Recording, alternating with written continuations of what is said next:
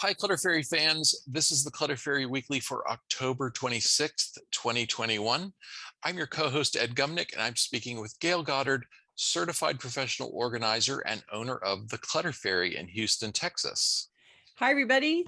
The Clutter Fairy Weekly is a webcast and podcast where we dig deep into the clutter that stands between people and the lives they want to be living. We aim to make sense of where so much stuff comes from in the first place. We offer strategies to slow down the accumulation, reduce the collection, and comfortably manage the stuff we choose to keep. We rely heavily on the questions and topic suggestions we get from you, our viewers and listeners. If you're joining us in the Zoom meeting for the first time, you can share your comments and questions via the chat, and I'll try to make sure Gayle addresses them before we move on to another topic. You can also use the raise hand feature to let me know that you'd like to ask a question or make a comment yourself via audio or video.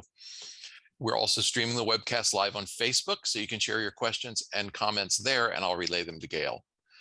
Okay, let's get right to last week's tittle, which was called "You Really Can't Take It With You." No, you cannot. The assignment was to plan ahead for that distant future when some poor soul has to clear your estate. We want to hear from our participants at Zoom and Facebook. Who tackled the tittle? Who did something in the way of planning for where your stuff is going to go and who's going to get it this week? Please let us know in the comments. Nancy on YouTube shared this. I sent a copy of last week's YouTube video to my kids as a guide to help them when the inevitable happens. In the meantime, I'm trying to make their job easier by donating a bunch of my unused items. That is awesome, Nancy. So great idea to send them the video to signal to your kids that A, you're thinking about it, B, you're willing to talk about it, C, they can address it in their, when they have a private moment and try to think about what they're going to have to do. And if they're sitting at home going, la, la, la, la, I'm not thinking about my mother passing away, which most children would react that way, of course. If they're not really thinking about it, then this sitting in the video gives them an opportunity to bring it to the top of mind and see if they can get through it and think about it. And maybe it'll start a conversation with the kids, which would be great. And the idea that you're doing your best to thin the herd on their behalf is really wonderful. Everything that you give away is one less thing that they have to manage later. So good for you. And I think I wouldn't have thought to send them the link to the video to let them listen to the video, but what a great idea. Thank you. I appreciate it. Okay, Eclair reports, oh boy, I failed miserably. I wonder in what way. Well, I think in terms of tackling this week's tittle. Oh, okay. That's okay. We don't punish anybody. No, we don't. And we don't expect every tittle to work for everybody. Not everybody's in the place where they're ready or have that particular problem to address. Jane says, I already have an estate plan, will and trust. This week, I created a document called Belonging Distribution. In it, I'm listing specific suggestions for where to give and donate various categories of belongings. It will go to my executor. What a great idea. That's excellent. And that means that they don't have to think about it. They can just say, Mom wanted this stuff to go over here. And if you make big bundles of things to go, like all of this stuff can go to that charity, then you're just giving them a direction they don't have to think about. And so I'm sure they will find that very, very helpful. The equivalent of that for me was when Mother died, we found a list of things that she wanted in specific places in the funeral rites. We had an Episcopal service and she wanted, this hymn in this place and this prayer in that place. And she gave us instructions about that. She'd clearly been talking to the priest and been thinking about it. It wasn't complete, but it was enough combined with the conversation she had with the priest to give us direction. And then we didn't have to make any choices. We just knew these were choices that Mother made and we could stop thinking about it. And it was a huge relief in that moment because we were both so freaked out and distressed. And not having to think about it was Overwhelmed. great. Right. So the idea of giving them a list of here's where you can donate some stuff and they know that you vote for that place and they don't have to think about it anymore is a huge, huge relief. And what a great idea. Thanks for doing that for them.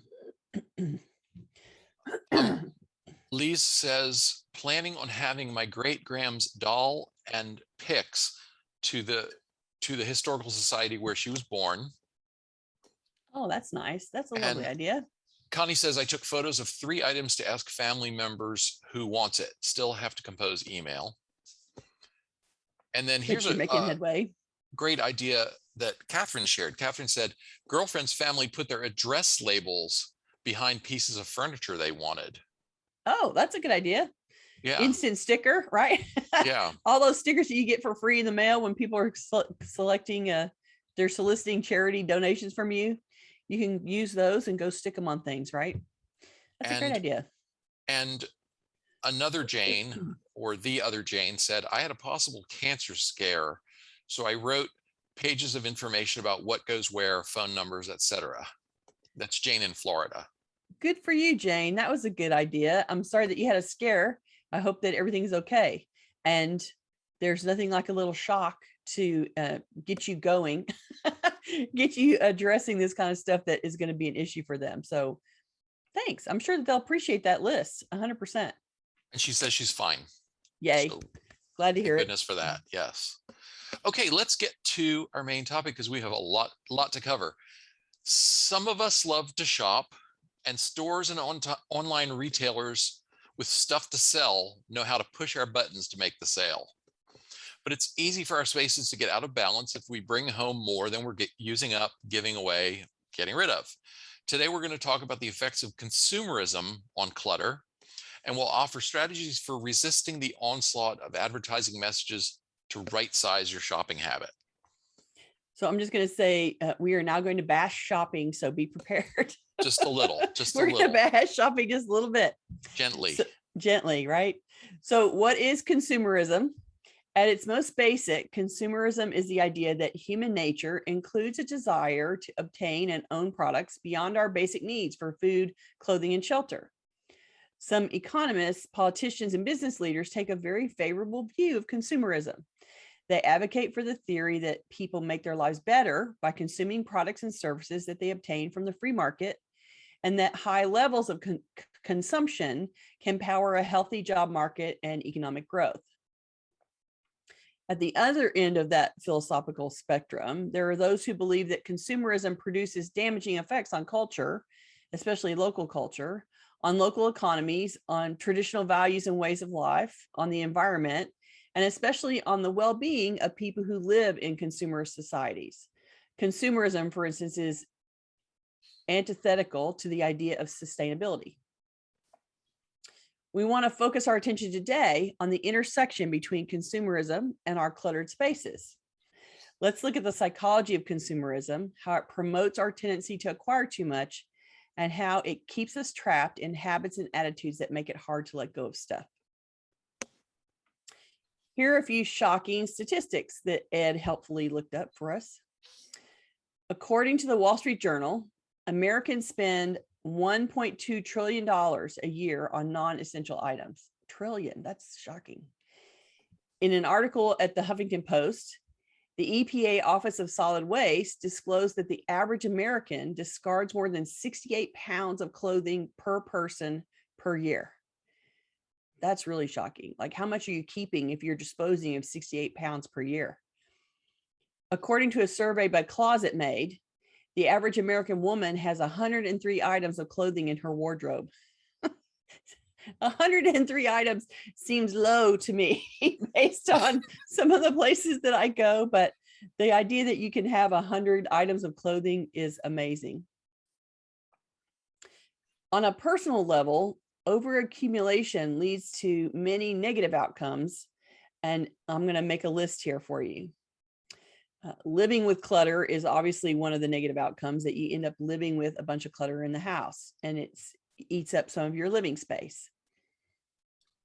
It also increases your feeling of status anxiety, the stress that's associated with social status, and the perceived need to keep up with the Joneses. And it creates often unmanageable debt burden. You end up spending more than you have and that you're earning, and that your consumer spending puts you in a continuous debit problem. You have too much debt and you've got too many credit cards burning with debt carrying balances on them. And so it creates a burden. It also fundamentally makes people more unhappy. Psychological research has shown that people who organize their lives around consumerist goals, such as product acquisition, report poor moods. They report greater unhappiness in relationships and other psychological problems. Psychological experiments have shown that people exposed to consumers' values based on wealth, status, and material possessions display greater anxiety and depression. And this comes from the Association for Psychological Science. So basically, if you're worried about, do you have the right purse? Do you have the right shoes? Do you have the right labeled furniture in the house?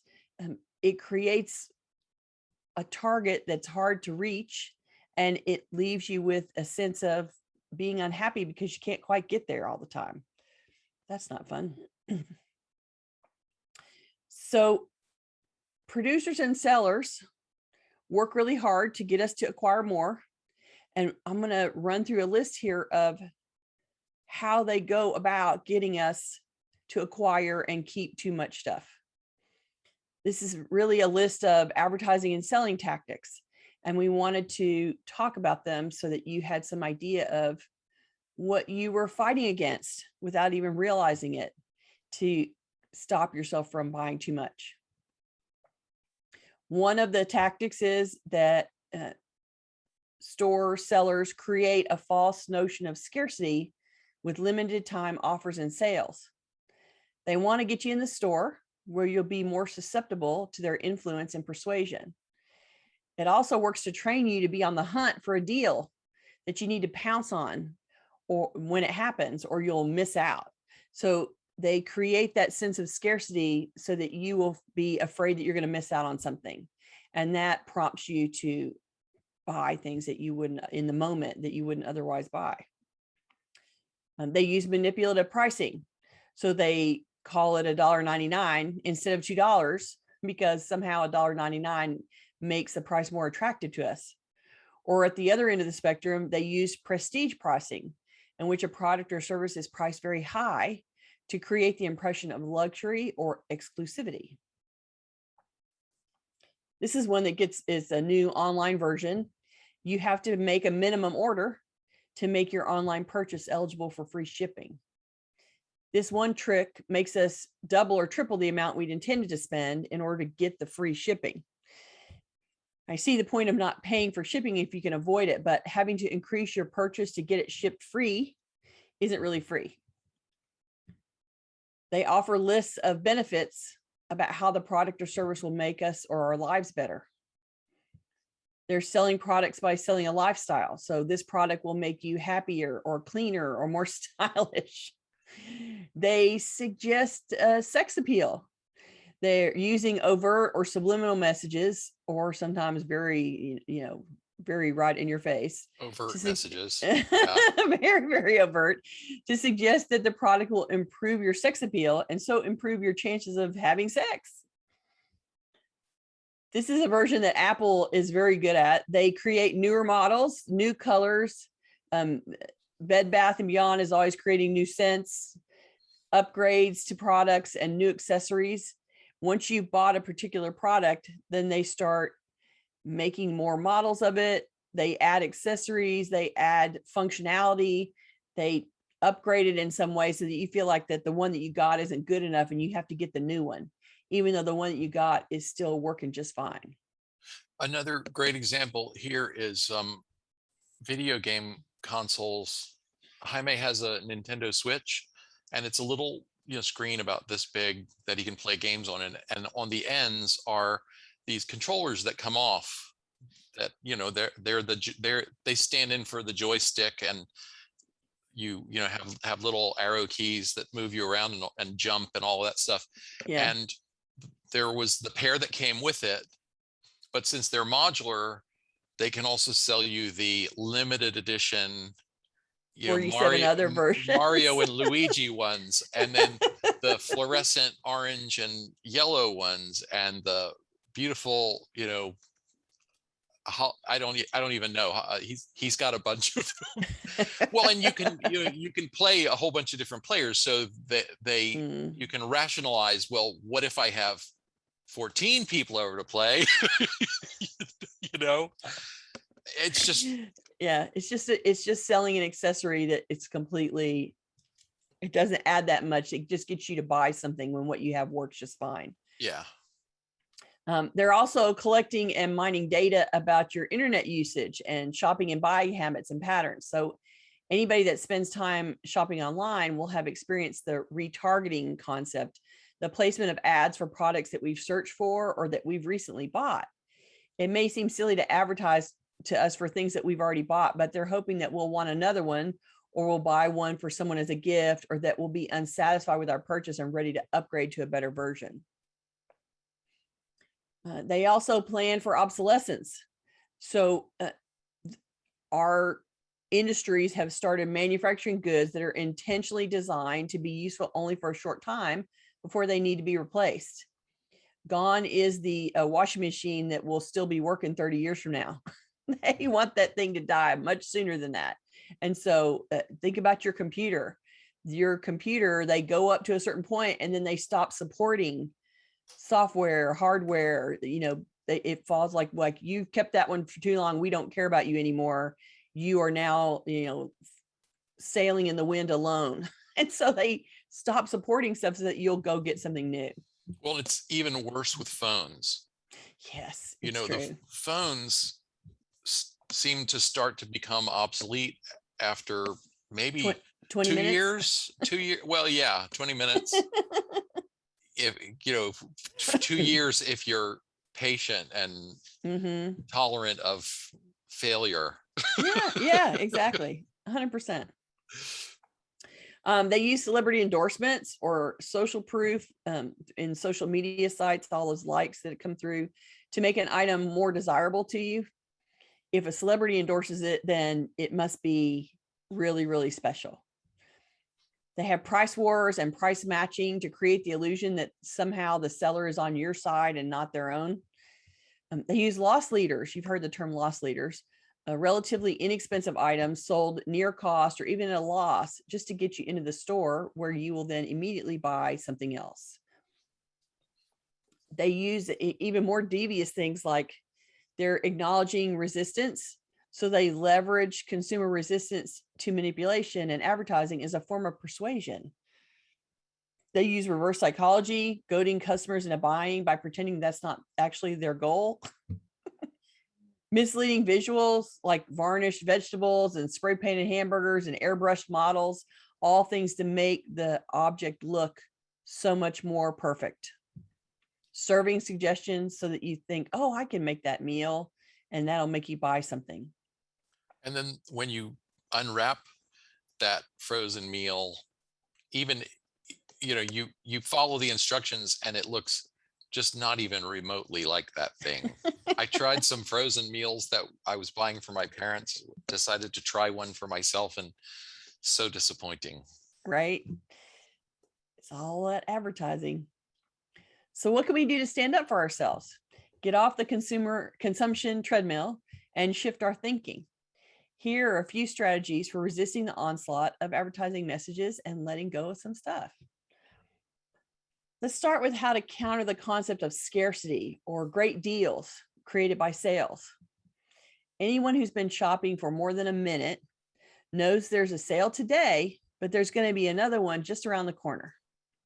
From shopping experience, you learn there will always be the next sales coming soon. If you miss this one, you can still catch the next one. But besides that, the underlying idea that this is a great price is only one part of a two-part question about the item. Is it a good price? Is the question the seller wants you to ask yourself. The next question gets missed a lot, but you should also ask yourself, do I really need this item right now or in the near future, regardless of the fact that it's a good deal? If the answer is no, you can leave the product from this sale and wait to replenish from the next sale when you actually need some product. Lots of people overstock on things they'll use someday because of sales without noticing they've got a 4-year supply of the products at home already. Now let's think about the benefits and lifestyle improvements that are promised by creative ad writers. You have to know there's some creative writing being used. There's no guarantees or any way to prove claims of benefits that are written up in a product's ad. You have to keep in mind as you read, you're just listening to a story that a copywriter at a marketing firm has made up. It's artwork, it's creative storytelling, it's ego stroking. See through the hype and decide for yourself if what you're considering can actually help you, can solve a problem, can give you something that you need or want that you don't already have. And remember, a newer model, another color, a new flavor or scent doesn't change what you already have and haven't used up yet. Don't let yourself buy it just because they came out with new ones. That's a classic psychological trap whose specific purpose is to get you to buy more now before you need it or run out of something. They're trying to induce a repeat buyer well before there's actual need. Don't fall for that hype. Remember what you already have at home and how fast you use that product before you start collecting all the multiple options they've created. It's a good idea to notice how susceptible you are to the various forms of advertising, either in the store or in flyers and catalogs or online via email. If you know that once you see an email, you usually end up buying something, then maybe it's a better idea to unsubscribe from that email. If the catalogs are your instant online shopping trigger, then start recycling those catalogs without looking at them, or get off their mailing lists. Remember, you can't miss what you never see. That catalog creates instant desire, but if you never see what's in a catalog, you have nothing to trigger your spending. Do you notice that you're an impulse shopper whenever you go into a store in person? First, then, I try shopping with a list and leaving the store as soon as the listed items are selected. If that doesn't stop you from unintentional overspending in your favorite stores, then the next step is staying out of the store altogether.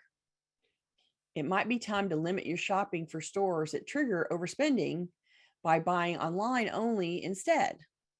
See if online orders help you get away from the checkout with what you intended and not anything else. You want to consider skipping the upsell to get free shipping when you buy online.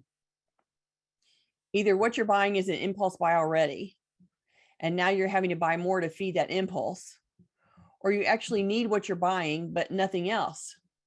In that case, a shipping fee is just the delivery fee to get it. Maybe instead of buying that one item online, you can go pick it up with curbside delivery to save the shipping.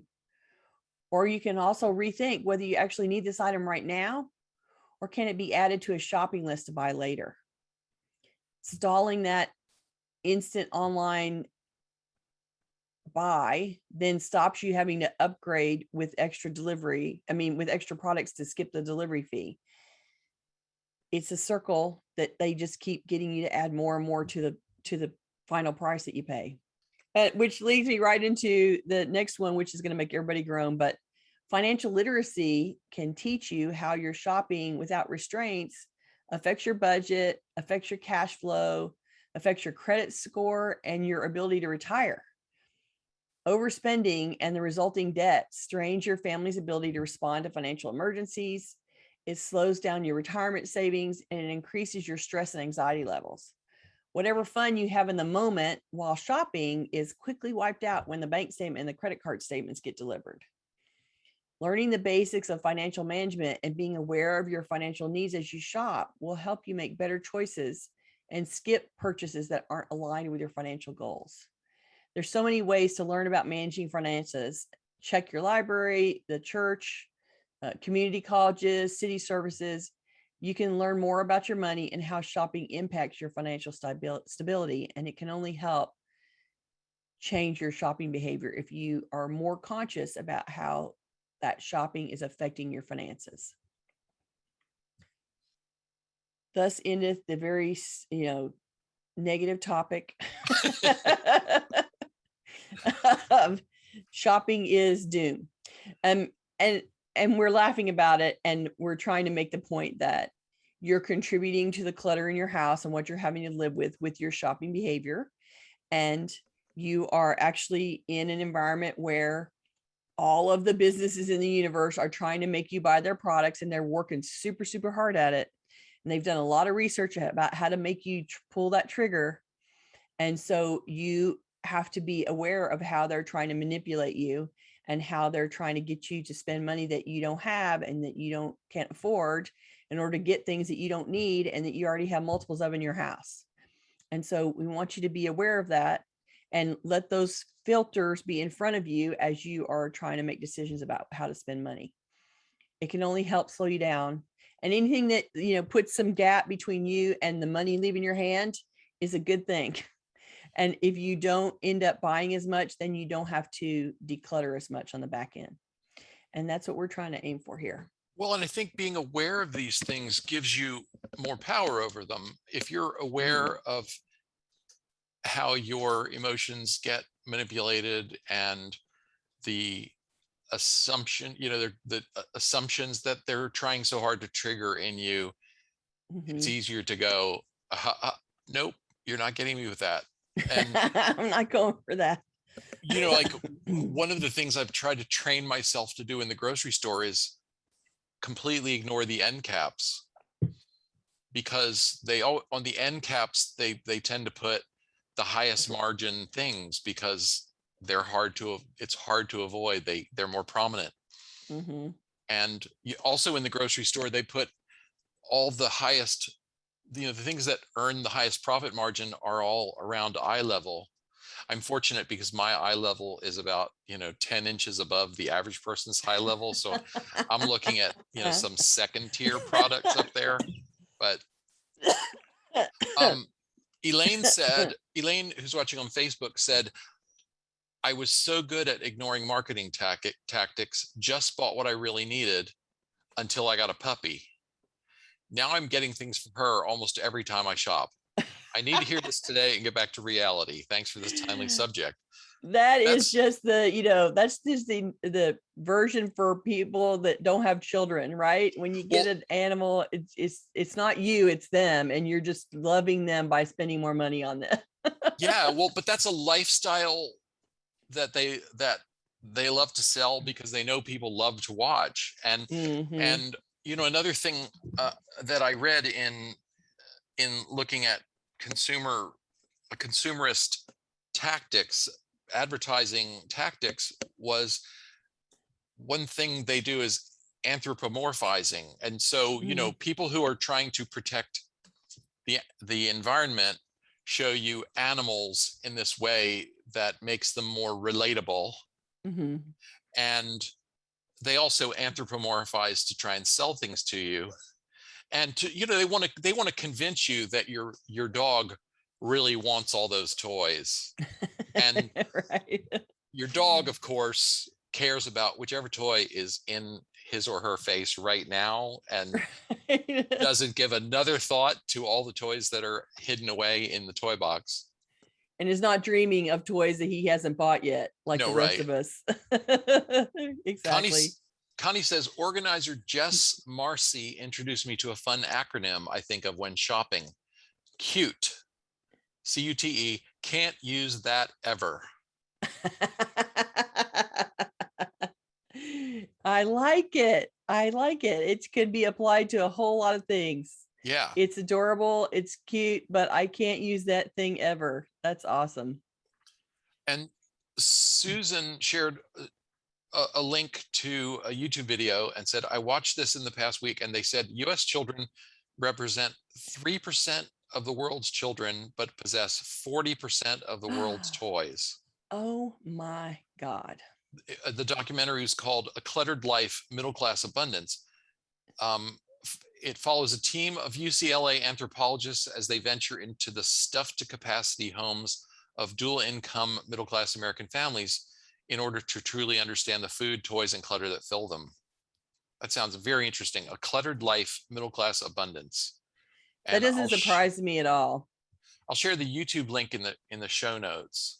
Okay. I have been in a million places with little kids, and their rooms are completely out of control, and the parents are tearing their hair out, and they've contributed to it. And the grandparents can, like, somehow when the grandparents start buying for the grandkids, all reason escapes and it goes out the window, and everybody in the world, there's a grandparent, buys 47 million more things than they need to give to that grandkid. Because they're trying to build relationship, they're trying to be the special grandparent, they're trying to be the one that kids pay attention to, and they also feel like, I'm old and I can spend my money now on what I want. I'm not struggling. I'm accomplished, and I'm not taking care of kids at home anymore. And so I have disposable income that I can waste on my grandkids. And what better place to do it except to make the grandkids happy? And the end result of that is that those bedrooms that I wade into are so drowning, and the kids don't have the mental capacity to deal with that much choice anyway. It's so overwhelming and overstimulating to them to have that much stuff there. And I think that the kids really find it stressful and difficult to manage anyway. And then the parents are the ones trying to keep up with it all, corral it all, organize it all. And then, what does a 2-year-old do or a 4-year-old do? They go in and open whatever that bin is and pull everything out, because that's what they do. They think that's fun.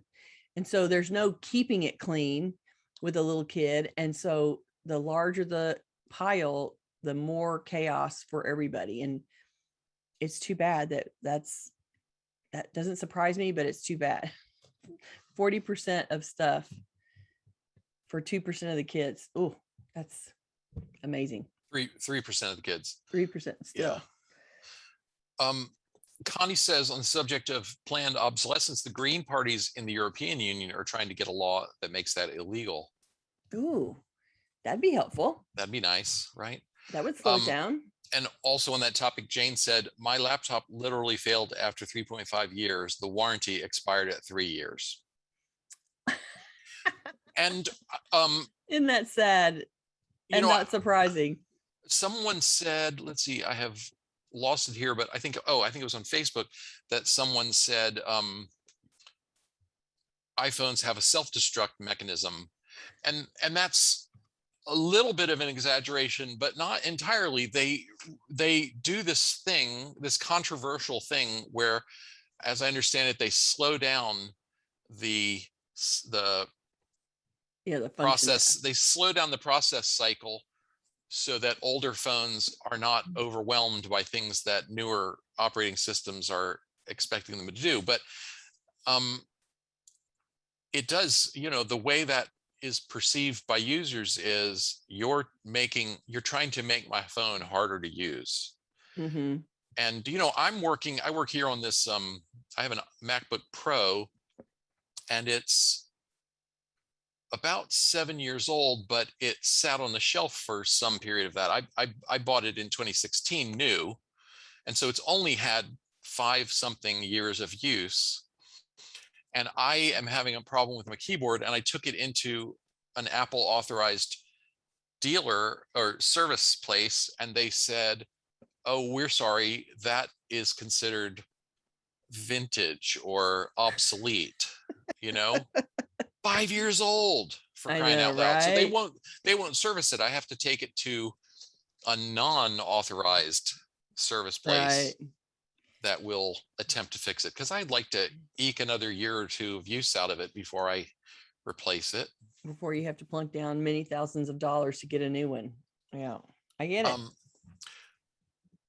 Randy says, you may have talked me out of buying the Clinique holiday deal at Macy's.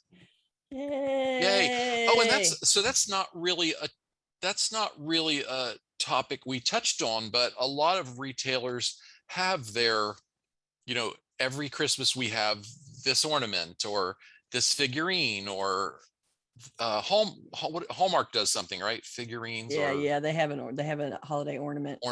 And mm-hmm. And Clinique and their holiday special, right? And I know that they're trying to package it so that you can buy it as gifts, but they're also trying to get the people that use their stuff regularly to buy more product because it's only available during the holidays, that kind of stuff. It's like, yeah, and you have plenty of stuff and they'll still have stuff there and they'll still be making sales later in the year to try to get you to get something. I mean, it's all just a version of trying to make you buy some more, even though you haven't run out. Yeah. Good for you. Go team, go. You don't need it. On the subject of retargeting, which is that practice of showing you things that you've looked at online, Wolf, who's watching on Facebook, said, I was reading about Sikhism and Islam the other day, and now I'm getting ads for hijabs. How about that? That's some targeted marketing, isn't it? Seriously. Oh, well, luckily you won't have to buy those. And Wolf also added, I only open the advertising emails when I'm planning to purchase something from that store to check for coupons. That's a great idea, because some of them, Walgreens, oh my gosh, Walgreens just buries me in emails. I know, right? It's just nonstop. The other one that buries me in emails is SiriusXM. They keep trying to get me to upgrade the service that I have in the car to something that then works in the house or whatever. And they send me something twice a week. And it's like, okay, I've had this since 2019. I have never upgraded. What about, I'm not going to upgrade. Do you not understand? Leave me alone. And no, they just keep, they just keep letting me have it. And it must work or they wouldn't keep doing it. Like they would not invest in a process that doesn't generate revenue for them, that they can prove generates revenue for them. And so it must work. Yeah. And so it's something that I have to resist all the time in order to not be spending money. I'm happy with my SiriusXM as it is. I don't need anything else. I don't need it in the house. It's all fine. I have to say that this is something that you get better at as you get older, right? Yeah. You get more understanding of how you're being manipulated, and you also stop being excited about every new thing that comes around because you know that there's always new things, and you stop worrying about the sale because you know another sale's coming. And so they lose some of their efficacy over time as you age and get experience in shopping. I think this is particularly hard, and part of why financial responsibility and literacy is important for people that are younger, because they don't quite get, as they're starting to shop and have money to spend of their own, that their impulse buying is affecting them in a financial environment. It affects their financial future to be buying another pair of shoes for $400. Yeah. Catherine says, pick up at grocery store keeps you from extra purchases, which is a good point. You're locked into the list that you've ordered. There are no impulse buys, no last minute things. Right. I love to shop at grocery stores. It's the one kind of shopping I enjoy. And I picked up some stuff for Dad the other day, and there was one item I couldn't find. And so I went to a store that I have stopped going to because I don't like their politics. And it's a fabulous store. It's beautiful and it's bright and it's clean, and the aisles are wider than some of the other stores. It's very brightly lighted and has a white tile floor. It's very appealing. And I realized that part of what I liked about it was it's bright. It's easy to see everything. It's easy to read labels. It's inviting in that sense. Mm-hmm. But when we were environment preparing, is soothing and inducing. Yeah, it's easy to spend time there. Mm-hmm, mm-hmm. And as we were preparing this, I shared with you the phrase from my Catholic upbringing, which is avoid the near occasion of sin. Meaning, if you overeat candy, don't keep candy around, yeah. If you are seduced by a beautiful grocery store, then you might be better off shopping at a dumpy grocery store where all you want to do is get in, buy what's on your list, and get out. Right? Well, I mean, in every store that puts any money in merchandising is creating that look that the music is nice, the lighting is nice, the displays are beautiful, and it's lovely to look at. And that's all designed to keep you in the store looking at more things and buying more things. Yeah. And so it may be fun to go and experience that. And if you find that it is not something that you can resist in terms of buying, then in spending money, then maybe it's better to not have the experience than to go and use up a bunch of money that you don't have or you don't want to spend on stuff that you don't need and have to declutter later. If you can go through the store and enjoy the environment and find it soothing and pleasant to look at pretty things and go out empty-handed, more power to you. You're stronger than the average person. And if you can't do that, then get in and get out, man. Don't stand there and be seduced by how pretty everything looks. They're working super hard to make it happen that way. Here's a great comment from Linda, Pennsylvania Linda. She says, reminder to self, I have enough. I am enough. And that's terrific, because that speaks to what I think is the most insidious feature of consumerist practices, which is trying to convince people that they are not enough, that something's wrong, and that there's something they can buy that's going to fix them, fill them, fulfill them, make them prettier, smarter, taller, happier, more popular, whatever your version of happier is. They're absolutely simultaneously trying to tell you that you're not good enough, and their stuff will make you good enough. And that is just such a false message on every possible level. And don't listen. That's what I'm saying. Don't listen. Don't believe it. And you're right. You are enough, and you have enough, and you are enough. And the end. Anya said, I fell for a food processor because I failed noticing that no ad or video mentioned how much work cleaning that huge thing is, although it can be run in the dishwasher. I wish I still had the money with this experience. Right. And that is a perfect example of, when the guys are writing the copywriting ads, their goal is not to write the truth about the product. Their goal is to write the good stuff about the product and make that seem like all there is. When, indeed, a food processor is a hot mess to clean up. And, you better be ready to use it all the time and spend a whole bunch of time in cleanup, which I have to say, as a non-cook, annoys me to no end. Like, the longer it keeps me in the kitchen, the more angry I am by the time I get out. So no, that would be a fail for me 100%. Totally get that. Yeah. Joyce said, Anya, that's what's holding me back from buying an Instant Pot. Do I really want to find space to store it and make the effort to clean it? And you know what they don't tell you about the Instant Pot is to clean the lid. There are these 4 little things that you have to take off or take apart, and then worry about having them go down the drain. There's a little, the little thing that the steam comes out, and there's a little tiny silicone gasket, and the little metal stem that goes on the gasket, and a little cover that goes over the place where the steam vents from the inside. All 4 of those things have to be taken off before you can run. And also there's a gasket, great big gasket that seals it. So 5 things have to be taken off before the lid can run through the dishwasher. Or else you have to wash it all by hand. Yeah. Oh.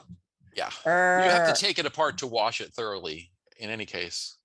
How annoying. Another thing that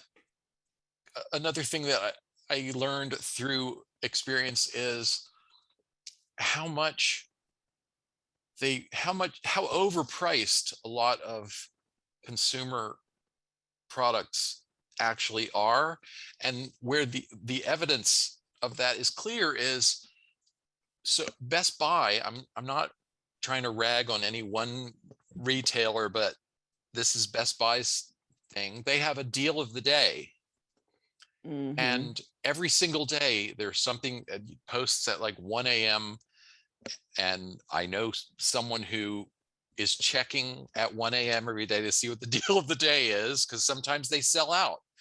And they're deep discounts on things that you could buy any other day for a whole lot more. And it just sort of, if they can periodically discount the Instant Pot to $60, then you know that $110 suggested retail price is ridiculous. Yeah, is way inflated. Yeah. It's a good point. And if you are checking at 1 o'clock in the morning to see what the deal of the day is every day, you're going to Vegas, baby. You're like playing the slot machine of shopping in order to see what the deal is. And I have beady Facebook groups that I follow that are sellers. They come on and every night or every other night they come on and list 5 or 6 things and during this time period, and here's the new things I'm putting on. It's like, oh God, I am 1,000 times better off if I do not go click and look at the group when she says I'm getting ready to start listing things, because inevitably I go through and I end up thinking I have to buy something and I don't need anything. So it's important for me to ignore, or go and say, okay, I'm just going to look at the pretty pictures. I'm not going to buy something. And sometimes I can flip through and go, oh, isn't that pretty? And move on and not click the button. But it is that whole, they've created in social media, particularly this instant, here's the window, here's when you buy it. And it's like playing the slot machine. You're in there clicking, and it's like nothing else. And you don't have to succumb. You don't have to go there. You don't have to go at 1 o'clock in the morning and look at the listing. And at that point, I would be like, okay, I'm on a Best Buy moratorium. I cannot go to the website for a week or 2 weeks, or I can only go on Sundays, or make some rules to slow that down, because that is crazy addiction sounding. Yeah. For sure. A person who is new in today's Zoom meeting asked, where do we find the show notes? So I'm going to show the slide again that has the URL. Every week after we edit the video and post it on YouTube, we put together a post on the website that has a summary of the show and a link to YouTube and a link to the podcast and the text of the weekly tittle. And other things that if we mention something he's talking about, mentioned a link, we'll put it in there in the show notes. And so you can visit by late evening Eastern time. This will be in place. So you go to cfhou.com/TCFW, the Clutter Fairy Weekly 092, which is today's episode. And you can also just visit clutterfairyhouston.com and find all of the episodes with links to YouTube and the podcast and so forth. We should get to some announcements because we're running out of time. Okay. Let's see. I want to mention next week's show. We'll be back next Tuesday, November 2nd, at the usual time, noon US Central. And I think we will be out of sync with Europe next week, because I think they roll back their time. About that.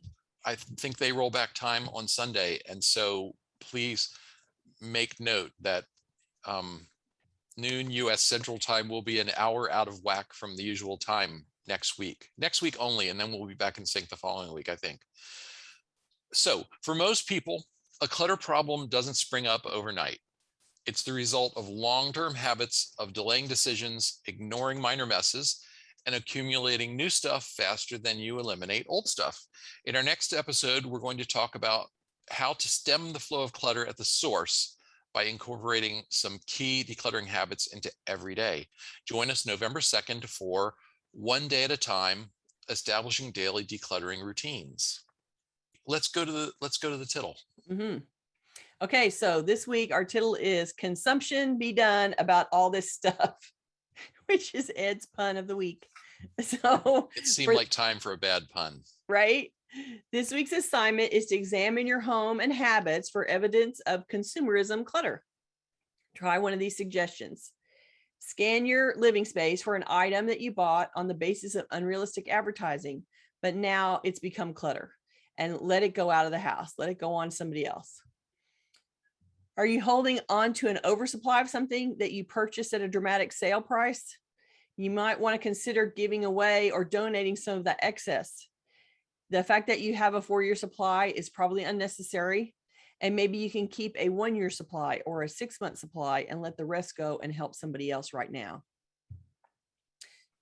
You can look to unsubscribe from a retail's email list, like the Best Buy Daily Deal, or visit catalogchoice.org to remove yourself from one or more catalog mailing lists. When you do this, you have to go in and you find the catalog name, the company, the retailer name, and then there's choices to be made about, do you want the holiday catalog? Do you want one catalog? You can go in and select. It's very detailed about how much you can subtract or add yourself to their list. And so if you get one every week, but you only want the one during the holiday, or you don't want any of them, you can go and say, take me off the list. You just have to remember that this is an email list that retailers voluntarily subscribe to and download from. And so while you unsubscribe today, it's going to take a little while for that to filter into their mailing list and have their mailing list get updated. So if you do it now, it may not stop it immediately, but you'll start to see a slow dropping of those catalogs coming to your house over time. Over a few months, you should see most of it drop away if you go in and select all the ones that are coming to your house. It's important to do the work. It's going to be time consuming to get all of your catalogs, but if you're drowning in them, you might as well do this the one time and then stop having to filter and recycle over and over and over again in the future. So you're trading a little bit work up now for much less work on the backside. You can also identify a category of buying where you tend to overspend. Consider implementing a strict budget or a shopping list for this specific category of stuff. So if you always buy too much body wash, then you can make a list and say a budget for body wash and say, I'm only allowed to buy one a month, or I'm only allowed to buy one a quarter, and set yourself a parameter around which you can't shop on that specific thing. Sometimes just a budget or a shopping list on a specific item or category is easier to manage than a whole financial budget around everything that you're doing. You just want to focus on the stuff where you get triggered to overbuy. And so we're hoping that you'll look at that and see. Okay, give it a shot. If you're watching this on YouTube, we would love for you to join us live. To receive notifications about upcoming events, we invite you to join the meetup group by visiting cfhou.com/meetup. You can also follow us on Facebook by visiting cfhou.com/Facebook, or join our mailing list by visiting cfhou.com/subscribe. Oh, also, if you subscribe, you will get a weekly email with a link to the show notes. So that can, that's true. That can be your reminder if you want to circle back to the show notes. We love to hear from you. So please send us your questions, comments, and topic suggestions in the YouTube comments, on Facebook, or anywhere else that you find us. You can always reach us through our website at clutterfairyhouston.com. Thanks so much for joining us today. We appreciate seeing you, and we will be back next week. Bye-bye. Bye.